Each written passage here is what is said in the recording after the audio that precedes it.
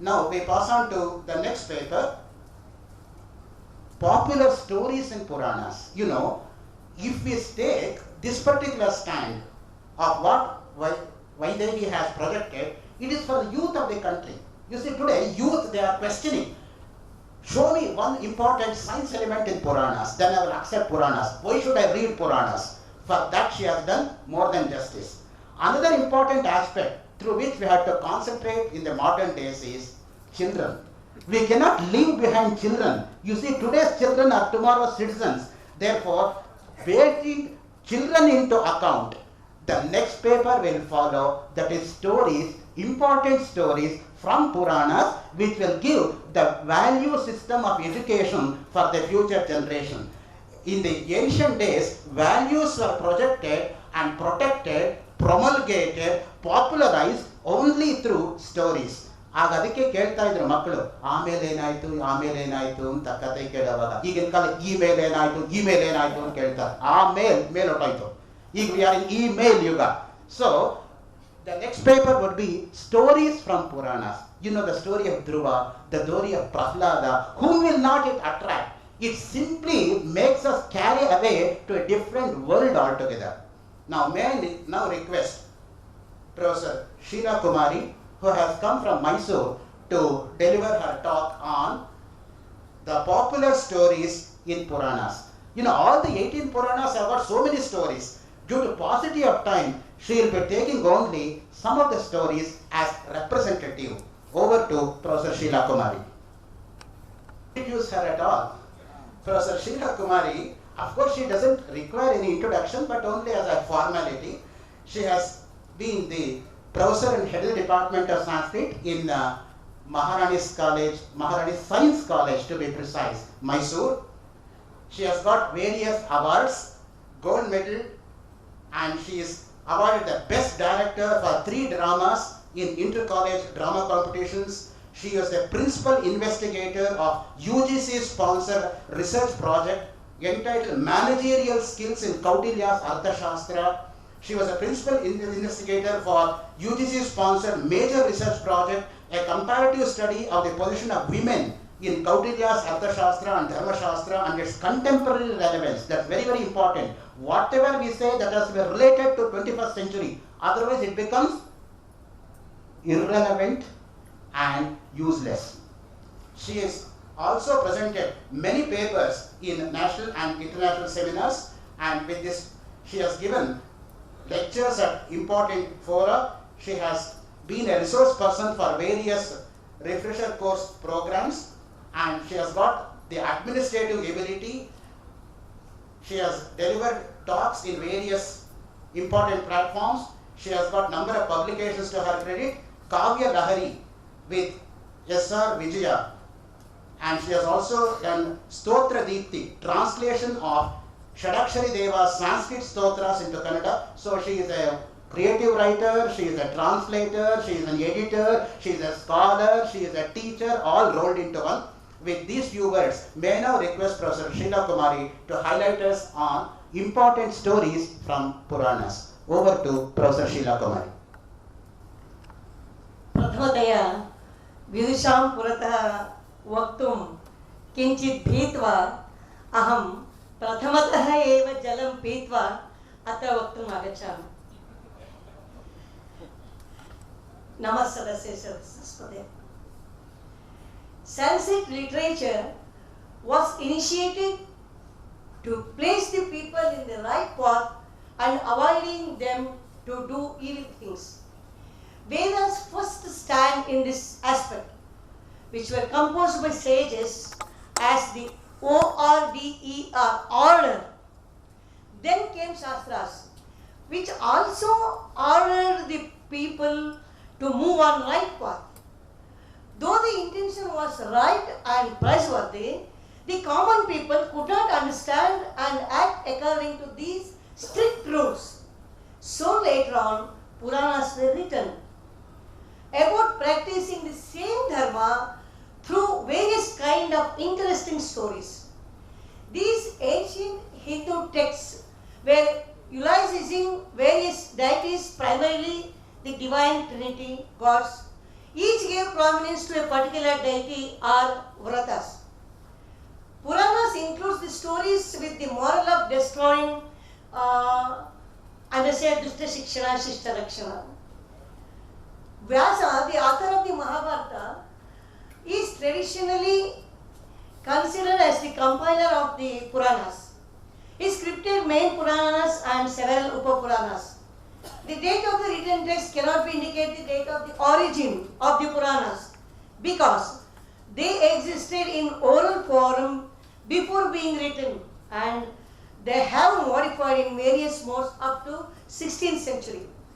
An earlier occurrence of the Purana is found in Chandogya Upanishad 7.1.2, translated by Patrick, the corpus of historics and ancient tales. The Brihadaranyaka Upanishad refers to Purana as the Itihasa Purananam Panchamam Vedanam. Padma Purana classifies the Puranas into three parts as Sattvic, Rajasic and Tamasic. The Puranas are so well described that any man can take inspiration from them and gradually gain the good position. Good position in the sense I am not saying in the format of money. Now it is the first priority of our generation to transfer this wonderful knowledge to the younger generation through multimedia like this conference.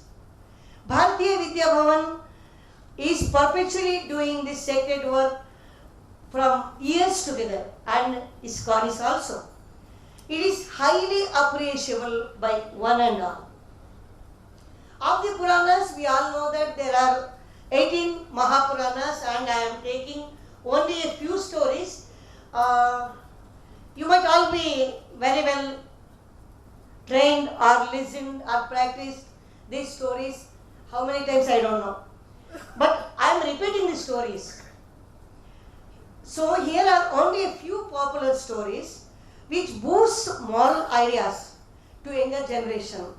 Sometimes we can notice the exaggerations or many times we can notice the exaggeration in these stories to give more significance to the incident and create more interest to the readers and listeners.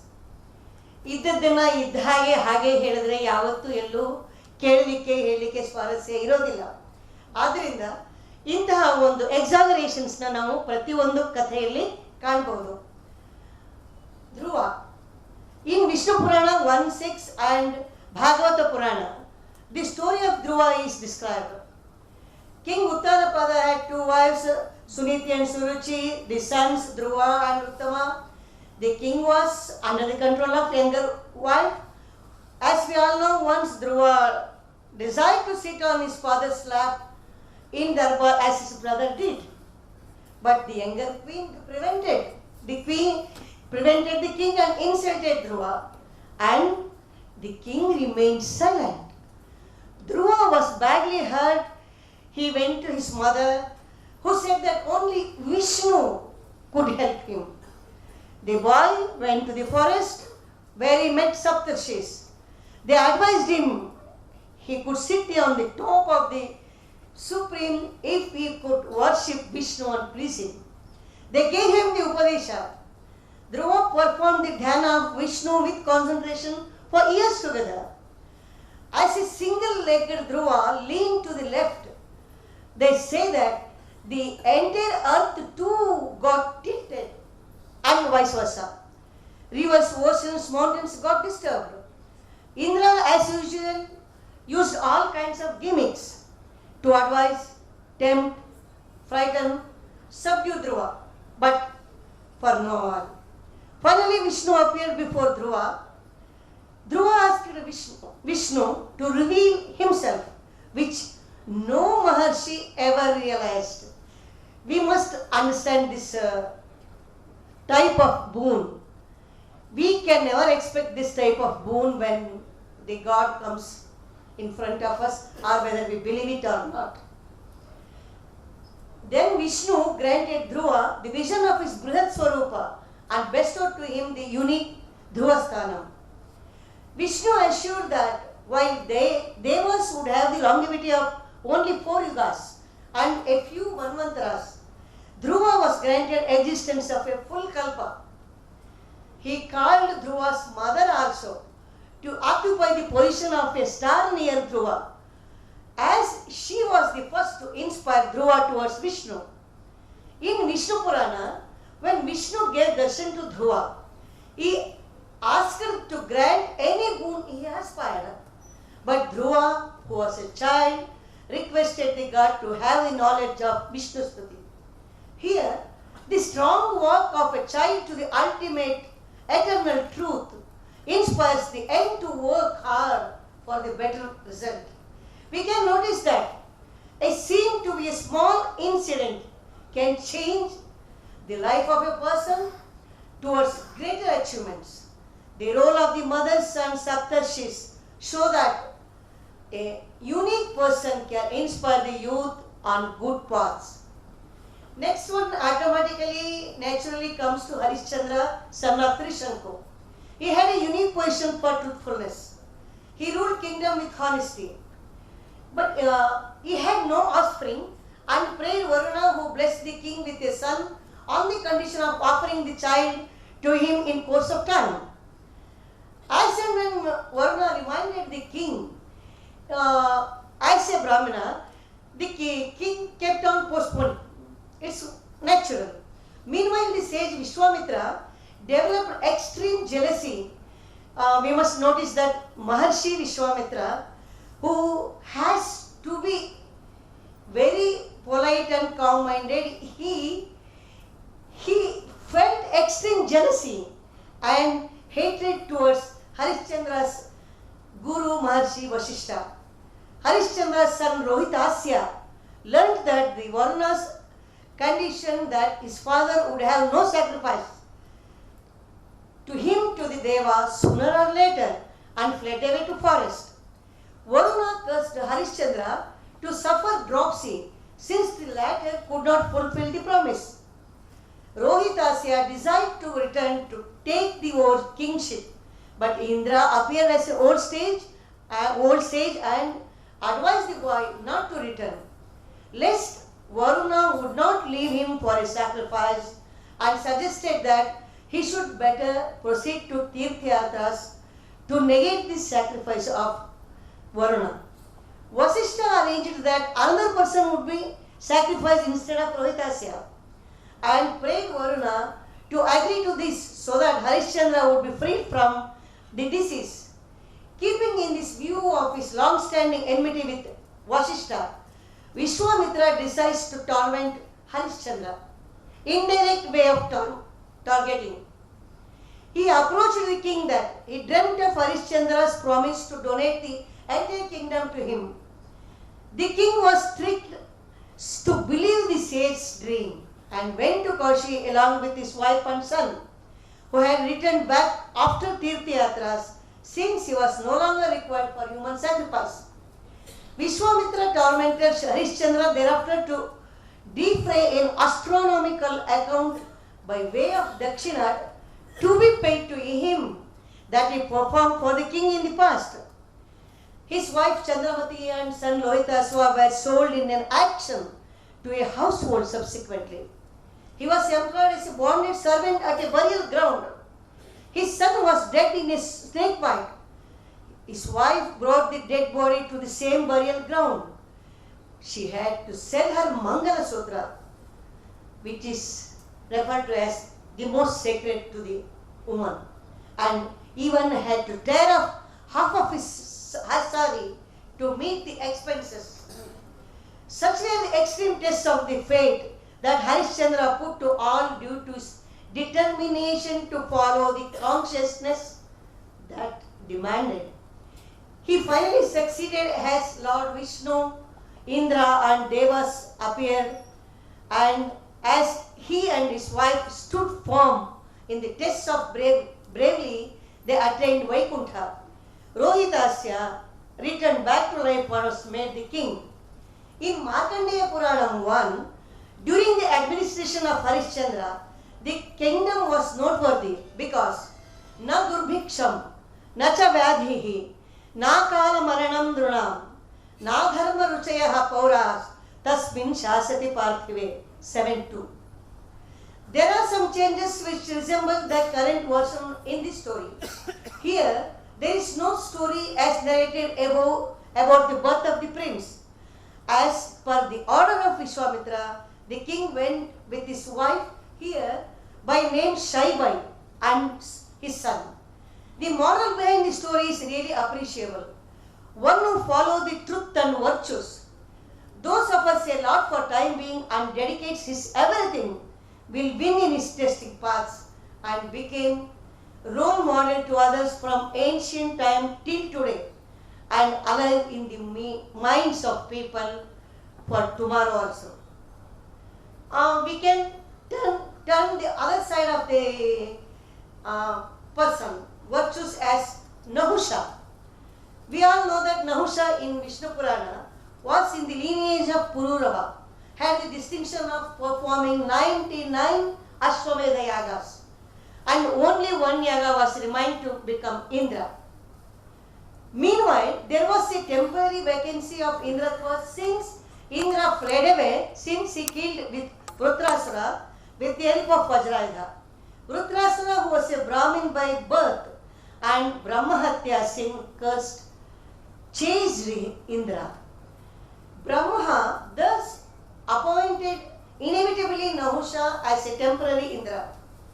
Nahusha, a king of great virtue, suddenly changed as an arrogant and power-mongering as he became Indra and claimed all the privileges of Indra like Vajrayudha and even Indra's wife Sachidevi.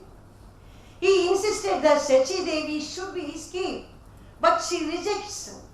As advised by Brihaspati, she asked Nahusha to come to his residence, but he should do so just as Indra was coming by a palkin carried by Maharshis. Nahusha was so excited to reach her palace, and having got into the palkin, commanded Agastya Muni to take him to palace quickly and said, Sarpa Sarpa. It means quick, and in the process gave a kick to the Muni to go fast. Agastya purposely misunderstood the word and converted the arrogant Nahusha into a python and dropped the latter into the depth of Bhuloka into thick forest. As a repentant Nahusha begged him, then the Maharshi granted a revival that when the Shapa Vimochana would be possible only when the Pandavas reached the forest for 12 long years before their Ajnatavasa. As the time passed on, Draupadi in forest desired to get a Saugandhika flower. Then Bhima got into the pond for that flower. The python caught him, agreed to release him only if he gave the correct answer to his queries. Then Yudhishthira came, answered, released Bhima and Nahusha also. Though earlier Nahusha was virtuous, the supreme position changed his restrained mind to yield to Arishad Vargas, as all his good deeds won't get appreciation with the desire about Sachidevi. The punishment imposed to him teaches that one should be aware of doing bad things which may tax heavily. We can remember now, Kamaturanam na bhayam na lajja. As the continuous part, Yayati, the son of Nahusha, he was also a wonderful Raja. He married Devayani, the daughter of Asura Guru Shukracharya, and Sharmishta, the daughter of Vishwa Parva, a Rakshasa king. Indra was pleased to gift Yayati a divine chariot with 7 powerful horses with which it travels the world and divided his empire into 7 divisions to distribute it among his 5 sons.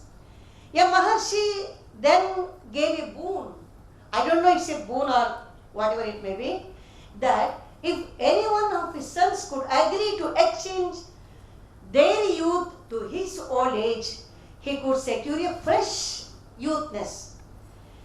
Only Sharmishta's son Puru readily agreed.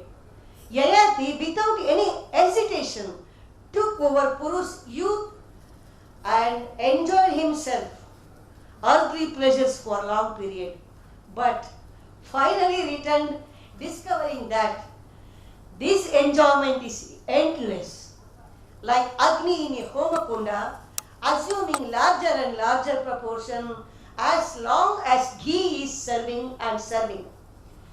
So, realizing this truth, he returned his youth to Puru and went to Vanaprastha. Yayati is an example of an everlasting sensuality. He even does not hesitate to take the youth from his own son. As his father Nahusha, so this son also does in another way. Perhaps the influence of genes may also be one of the reasons, I suppose. This reveals that Ati Sarvatra Vajayet.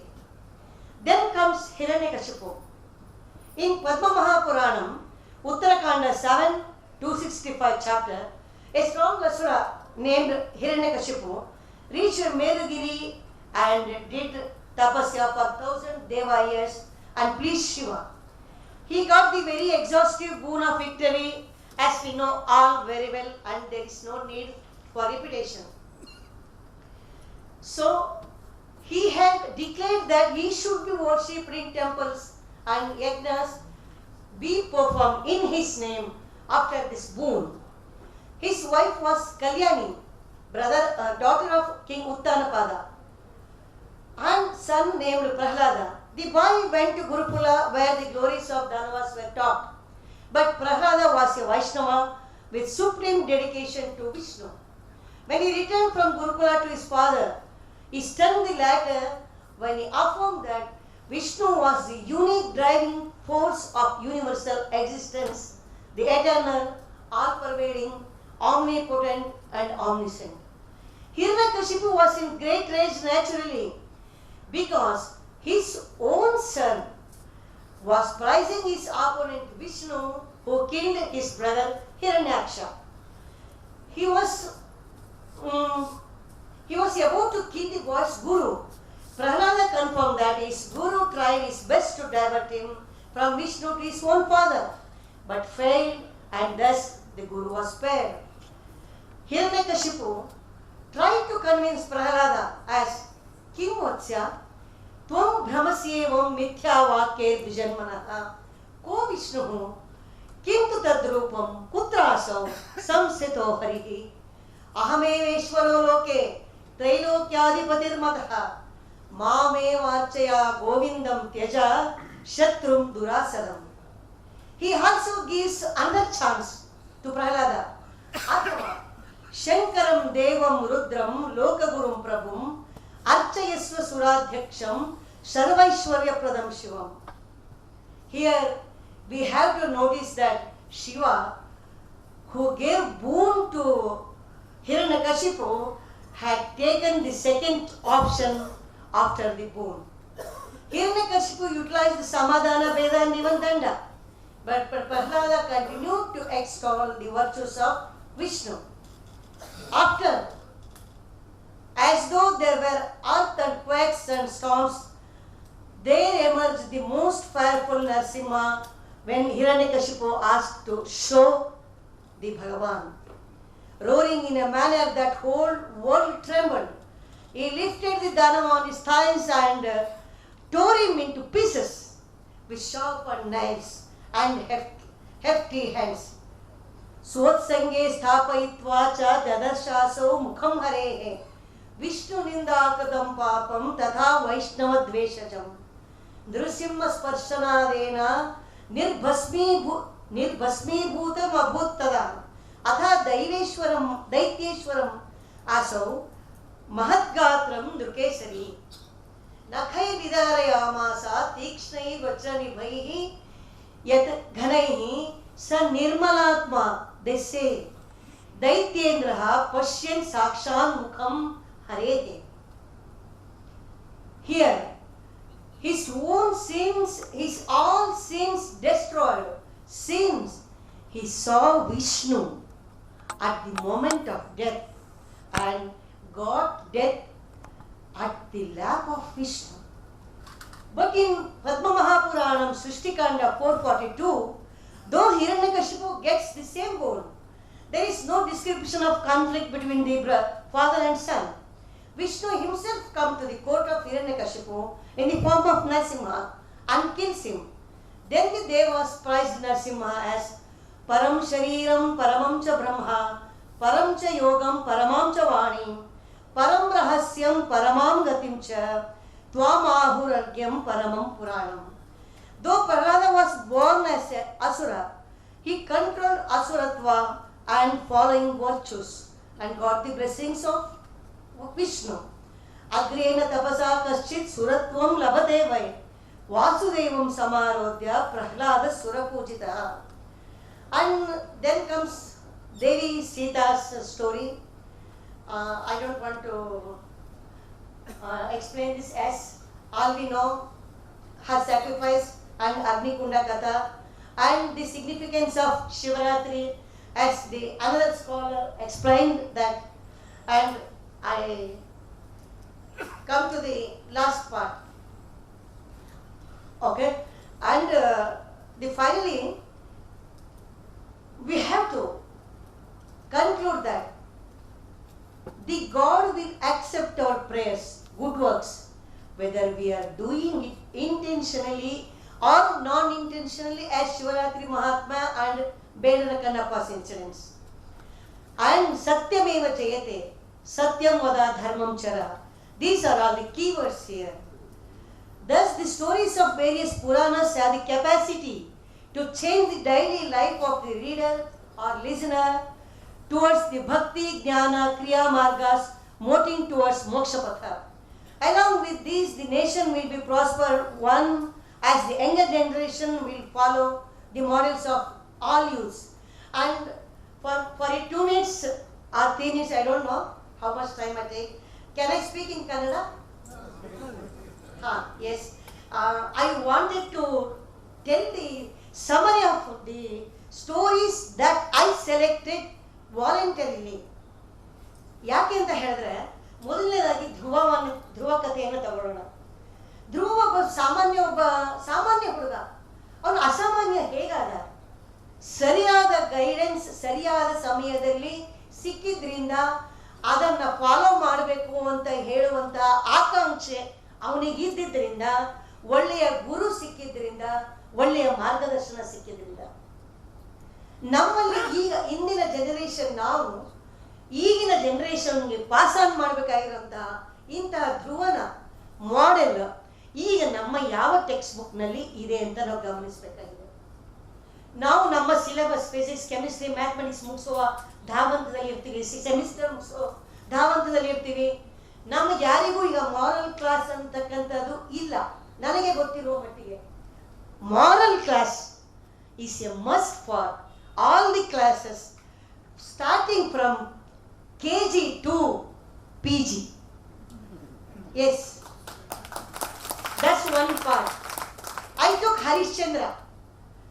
We all know all the struggles, all the mishappenings. We are well aware of all these things. ಆದರೆ Satyameva Jayate. We have to go in the right path only to show that to the next generation we can reach the right place and honor one day or the other day, and we have to wait for this. No hurry, no WhatsApp. ನಿಧಾನವಾಗಿ ಹೋಗೋಣ. ನಿಧಾನವಾಗಿ ಕಷ್ಟಪಟ್ಟರೆ ನಿಧಾನವಾಗಿ ಒಳ್ಳೆಯ ಫಲವನ್ನು ನಾವು ಅನುಭವಿಸ್ಬೋದು. ಆತುರ ಪಡೋದು ಯಾವತ್ತೂ ಒಳ್ಳೆಯದಲ್ಲ ಅನ್ನೋದನ್ನ ಹರಿಶ್ಚಂದ್ರನ ಕಥೆಯನ್ನು ಸ್ಪಷ್ಟವಾಗಿ ತೋರಿಸುತ್ತೆ. ಯಾವುದೇ ಕಷ್ಟ ಬಂದರೂ ಅವ್ನು ನಿಲ್ಲದೆ ಇರ್ತಕ್ಕಂತಹ ಒಂದು ವ್ಯಕ್ತಿತ್ವವನ್ನು ತೋರಿಸುತ್ತೆ.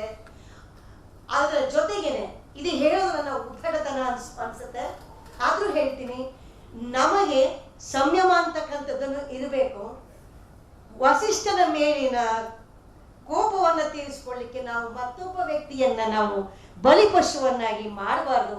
ಒಬ್ಬರ ಮೇಲಿನ ದ್ವೇಷವನ್ನ ಅವರ ಮಕ್ಕಳ ಮೇಲೋ ವಿದ್ಯಾರ್ಥಿಗಳ ಮೇಲೋ ಮತ್ತೊಬ್ಬರ ಮೇಲೋ ಮಾಡಬಾರದು ಅನ್ನುವ ಒಂದು ಪಾಠವನ್ನ ಹರಿಶ್ಚಂದ್ರನ ಕತೆ ತಿಳಿಸುತ್ತೆ ಎನ್ನುವುದು ನನ್ನ ಭಾವನೆ. ನೆಕ್ಸ್ಟ್ ನಹುಷ ಮತ್ತು ಯಯಾತಿ. ನಾ ಮೊದಲೇ ಹೇಳಿದೆ ಕಾಮಾತುರಾಣಂ ನ ಭಯಂ ನ ಲಜ್ಜ. ಎಷ್ಟು ಚಂದ್ರದ ರಾಜ, 99 ಯಾಗಗಳನ್ನ ಮಾಡಿದ್ದಂತಹ ರಾಜ ಅಂದ್ರೆ ಅವನು ಎಷ್ಟು ಕ್ವಾಲಿಫೈಡ್ ಇರಬೇಕು, ಅವನ ನಡತೆ ಎಷ್ಟು ಸನ್ನಡತೆ ಆಗಿರಬೇಕು ಅನ್ನೋದು ಬಹಳ ಸ್ಪಷ್ಟವಾಗಿ ತಿಳಿಸುತ್ತೆ. ಆದರೆ ಒಂದೇ ಒಂದು ಯಾಗ ಉಳಿದಿತ್ತು, ಅದಕ್ಕಿಂತ ಮುಂಚೆ ಆ ಸಮಯ ಪಕ್ವವಾಗುವ ಮುಂಚೆ ಆತ ಆ ಇಂದ್ರನ ಗದ್ದುಗೆಗೆ ಇರ್ತಾನೆ. ಅಂದ್ರೆ ಆ ಸಮಯದ ಅವಧಿ ಇರ್ಬೇಕಾಗಿತ್ತೇನೋ ಒಂದು ಅರ್ಥದಲ್ಲಿ. ಇನ್ನೊಂದು ಅರ್ಥದಲ್ಲಿ ಆ ಅಧಿಕಾರದ ಮದ ನಮಗಂತೂ ಬಹುಶಃ ಎಲ್ಲರಿಗೂ ತುಂಬಾ ಚೆನ್ನಾಗಿ ಗೊತ್ತು. ಸಣ್ಣ ಸಣ್ಣ ಅಧಿಕಾರದ ಮದನು ಮನುಷ್ಯರನ್ನ ಆ ಸ್ವಾರ್ಥತೆಯ ದುರಹಂಕಾರದ ಉತ್ತುಂಗಕ್ಕೇರಿಸ್ಬಿಡುತ್ತೆ, ಸಹಜತೆಯನ್ನ, ಸರಳತೆಯನ್ನ, ಸಂಯಮವನ್ನ ಕಳ್ಕೊಡುತ್ತೆ. ಕಳ್ಕೊಂಡ್ರೆ ಏನಾಗುತ್ತೆ ಅಂತಕ್ಕಂಥದ್ದನ್ನ ನಹುಷ ಮತ್ತು ಯಯಾತಿಯ ಕಥೆಯಲ್ಲಿ ನಾವು ಬಹಳ ಚೆನ್ನಾಗಿ ಗಮನಿಸಬಹುದು. ಯಯಾತಿ ತನ್ನ ಮಗನ ಯೌವನವನ್ನ ಪಡೆಕೊಂಡು ಎಷ್ಟೋ ವರ್ಷಗಳ ಯೌವನವನ್ನ ಅನುಭವಿಸಿ ನಂತರ ಇದು ಪೂರ್ಣವಾಗುವುದಲ್ಲ ಅಂತ ಅರಿತು ತನ್ನ ಮಗನಿಗೆ ಮತ್ತೆ ಯೌವನವನ್ನು ಕೊಟ್ಟು ಹೋಗ್ತಾನೆ. ತಮಾಷೆ ಅಂತ ಹೇಳಿದ್ರೆ, ತಮಾಷೆ ಅಲ್ಲ ಆಕ್ಚುಲಿ, ಹೋಗ್ಬೇಕಾದ್ರೆ ಹೇಳ್ತಾನೆ, ಮಗು ಈ ಕಾಮ ಅನ್ನೋದು ಬಹಳ ಕೆಟ್ಟದ್ದು, ಇದರ ಬೆನ್ನು ಹತ್ತಬೇಡ. ಯಾವಾಗ ಹೇಳಬೇಕು ನಾವು ನಮ್ಮ ಮಕ್ಕಳಿಗೆ? ಅವಧಿ ಮುಗಿದ ಮೇಲೋ ಅವಧಿ ಮುಗಿಯುವ ಮುನ್ನವೋ ಅಗತ್ಯ ಬೇಕಾದಾಗ ಬೇಕಿತ್ತೋ ಅದನ್ನ ನಾವು ಈಗಿನ ಜನರೇಷನ್ ನಾವು ಅರ್ಥ ಮಾಡ್ಕೊಳ್ಬೇಕಾಗಿದೆ. ಯಾಕೆ ಅಂತ ಹೇಳಿದ್ರೆ, ಮಕ್ಕಳು ಯಾವತ್ತೂ ನಾವು ಜ್ಞಾಪಕ ಇಟ್ಕೊಳ್ಬೇಕು, ತಮ್ಮ ತಂದೆ ತಾಯಿಗಳನ್ನ, ಸಮಾಜವನ್ನ, ಉಪಾಧ್ಯಾಯರನ್ನ, ಅಧಿಕಾರದಿಲ್ಲವರನ್ನ, ಬಹಳ ದೊಡ್ಡ ದೊಡ್ಡ ಐಕಾನ್ಗಳನ್ನ, ನಮ್ಗೆ ಈಗ ಅಬ್ದುಲ್ ಕಲಾಂ ಐಕಾನ್ ಆಗಿ ಉಳಿದಿಲ್ಲ. ಯಾರು ಐಕಾನ್ ಆಗಿ ಉಳಿದಿದ್ದಾರೆ ಅದನ್ನ ನಾನು ಹೇಳೋ ಅಗತ್ಯ ಇಲ್ಲ, ಹೇಳ್ಬೇಕಾಗಿ ಇಲ್ಲೂ ಇಲ್ಲ. ಯಾಕೆಂದ್ರೆ ನಮ್ಮ ಮಕ್ಕಳು ಅದನ್ನ ಒಪ್ಕೊಂಡಿದ್ದಾರೆ. ಅವ್ರು ಒಪ್ಕೊಂಡಿರೋದನ್ನ ಇನ್ಎವಿಟೇಬಲಿ ನಾವು ಒಪ್ಕೊಂಡಿದೀವಿ ಅನ್ನೋದನ್ನ ಹೇಳ್ಬೇಕಾಗಿದೆ. ಹಿರಣ್ಯಕಶಿಪುವಿನ ಕಥೆಯನ್ನು ಕೂಡ ಅದನ್ನೇ ಹೇಳ್ಬೋದು. ಪ್ರಹ್ಲಾದ ಅದನ್ನ ಒಂದು ಸ್ಥಿತಿಗೆ ಅಂದ್ರೆ ಪೇರೆಂಟ್ಸಿನ ಒತ್ತಾಯ ಮಕ್ಕಳಿಗೆ ಅಷ್ಟರ ಮಟ್ಟಿಗೆ ಮಾಡಕೂಡದು, ಅವರ ಒಂದು ಆಸಕ್ತಿಯ ಕ್ಷೇತ್ರಕ್ಕೂ ಅವ್ರನ್ನ ಬಿಡಬೇಕು ಅನ್ನೋದನ್ನ ತೋರಿಸುತ್ತೆ. ಆಮೇಲೆ ನನ್ನದೇ ಮಾತು ಪರಮ ಸತ್ಯ, ಅದನ್ನೇ ನೀನು ಪ್ರತಿನಿಧಿಸಬಾರ್ದು, ಅದನ್ನೇ ಫಾಲೋ ಮಾಡಬಾರ್ದು ಅನ್ನುವಂತ ಒಂದು ಒತ್ತಾಯವನ್ನ ಹೇರಬಾರ್ದು ಅಂತ ತಿಳಿಸುತ್ತೆ. ಇಂತಹ ಒಂದು ಕಾನ್ಫರೆನ್ಸ್ ನಲ್ಲಿ ಇಷ್ಟು ವಿಷಯವನ್ನ ನಂಗೆ ಮಂಡಿಸ್ಲಿಕ್ಕೆ ನಿಜವಾಗಿ ನಂಗೆ ಅವಕಾಶವನ್ನ ಕೊಟ್ಟಿದ್ದು ಪ್ರೊಫೆಸರ್ ಎಸ್ ರಂಗನಾಥ್ ಸರ್ ಅವರು. ಒಳ್ಳೆಯ ಸ್ಥಾನವನ್ನ, ಒಳ್ಳೆಯ ಅವಕಾಶವನ್ನ ಕೊಟ್ಟಿದ್ದಕ್ಕೆ ಎಲ್ಲ ತಂಡಕ್ಕೆ ನಮಸ್ತೆ.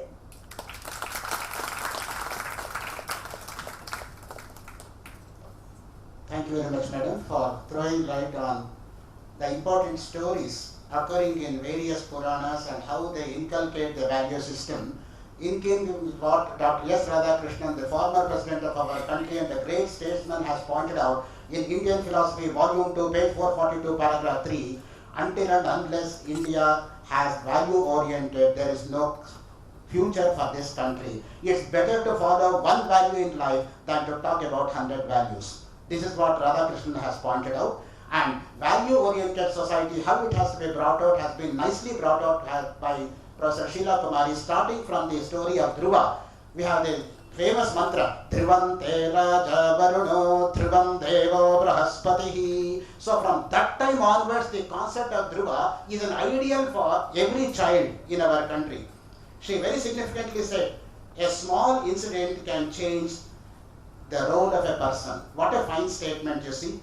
Coleridge was writing a poem. Suddenly, a friend appeared and disturbed him, and he could no longer continue that poem. The poem stopped in the middle. Therefore, all the students, they congratulated the friend of Coleridge for stopping Coleridge from writing further. If he had written further, that also would have been prescribed, and they would have been burdened in reading that poem. So, one small incident can change the entire life of a person. Second point which she made out is, one should not have jealousy. What a fine statement, you see. Main thing which you have to conquer is not to have jealousy. And the famous quotation is, Naguni Guninam Veti, Guni Gunishu Matsari, Gunija Gunaragicha, Viralaha Saradojanaha. A person who has no inner worth cannot appreciate the worth of other person. If a person has inner worth, unfortunately he is envious and jealous of others. But having inner worth and at the same time encouraging and spotting the talent and promoting them is what is required in the present context. That's exactly what Bharati Vidya Bhavan is doing. They are pointing out the talent from every angle and they are projecting that talent in an invincible way by spotting people from nooks and corners of the entire country of India, by doing one seminar after one seminar of this stature in a mega event, and along with ISKCON. And that is the value system which Bharati Vidya is promoting from the point of Bha, Ra and Ta. That is what it is. And she also pointed out another instant that a good man, if he becomes so bad that he can never come back. Robert Frost in one of the poems says, when lilies fetter, they smell worse than weeds. Lilies are naturally fragrant, but when they fetter, they become so foul smell they project.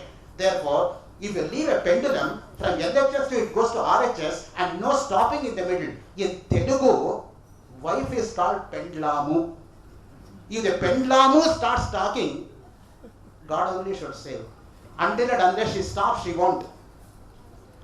The next point which she pointed out was persistence paves the way. That's exactly the gist of the story of Dhruva. You see, Dhruva never came back until and unless he attained that stature. For this, the best example is the life of Abraham Lincoln. You know, Abraham Lincoln was so poor to start with, and he wanted a particular book from a particular lawyer. And he had no money to cross the river. He started swimming, and there was a great flood, and he was washed away. But unmindful of the flood, he reached the opposite shore, knocked the door of that famous lawyer and demanded that book. But that lawyer wanted to give the book, having totally tested Abraham Lincoln, like Yama testing Nachiketa and giving Atma Vidya in Kathopanishad. So he asked him to do all kinds of menial jobs, and unmindful of that, Lincoln did it, and ultimately that lawyer was so pleased that he gave his autograph with the book and handed over that book as a present to the person who wanted to borrow it. That is what means the persuasion always paves the way in the long run. And hence, what we want is we have to pursue our talent towards the right direction, and that ultimately counts. She also talked about the important concept of Satya with the example of Harishchandra. Whom can we see to Satya other than Harishchandra himself? Because till the last breath, he clung to Satya, irrespective of knowing what is happening to his own dear wife and his own child. You see, that is the kind of thing which Puranas give in keeping with the Russian proverb. Truth will be out even if you try to bury that truth in a golden coffin. You cannot bury truth permanently. It will come out on account of its own accord. In keeping with the statement, you can never put down a good man permanently. Good man will come up, whatever hurdles are there, and that's the classic message which every character, every small child depicted in Puranas give us as a universal message. And for this, Bharati Vidya Bhavan and ISKCON is highly grateful to Professor Sheila Kumari, who has come all the way from Mysore on time to present this particular paper, and also giving the paper well in advance so that I could go through the paper. For your information, we have got 48 papers out of 62 papers. All the 48 papers I have gone through, I have made notes before coming to this seminar. As a coordinator, I am not boasting myself, that's my basic duty as a coordinator once I accept this job. Now, we come to the felicitation to Professor Sheila Kumari. May I now request Srimati Sita Ramchandra, Assistant Secretary, Bharati Vidya Bhavan, Bengaluru, to kindly come to the dais and honor Professor Sheila Kumari.